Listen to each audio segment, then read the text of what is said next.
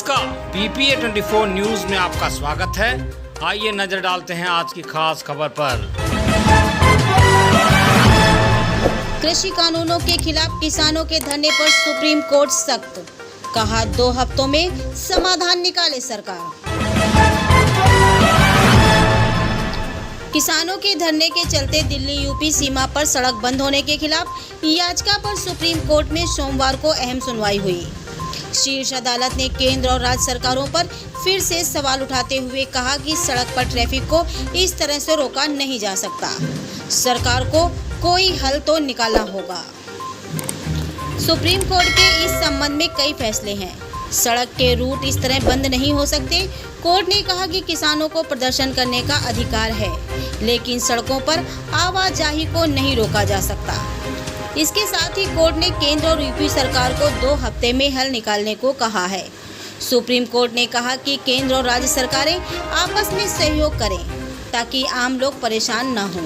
Court ने सीधे तौर पर केंद्र और उत्तर प्रदेश सरकार से कहा है कि आपको बहुत समय मिल चुका है, अब कुछ कीजिए। अब सुप्रीम कोर्ट 20 सितंबर को मामले की अगली सुनवाई करेगी। यूपी सरकार ने किसानों के विरोध के कारण सड़कों के अवरुद्ध होने पर सुप्रीम कोर्ट में हलफनामा दाखिल किया है। इसमें कहा गया है कि सरकार अदालत के आदेशों के तहत सड़कों को जाम करने के घोर अवैध काम पर किसानों को समझाने का प्रयास कर रही है। प्रदर्शनकारियों में अधिकतर बड़ी उम्र के वृद्ध किसान हैं। कृषि कानूनों के खिलाफ दिल्ली सीमा पर प्रदर्शन को लेकर सुप्रीम कोर्ट ने कहा था कि दूसरों के जीवन में बाधा न डालें।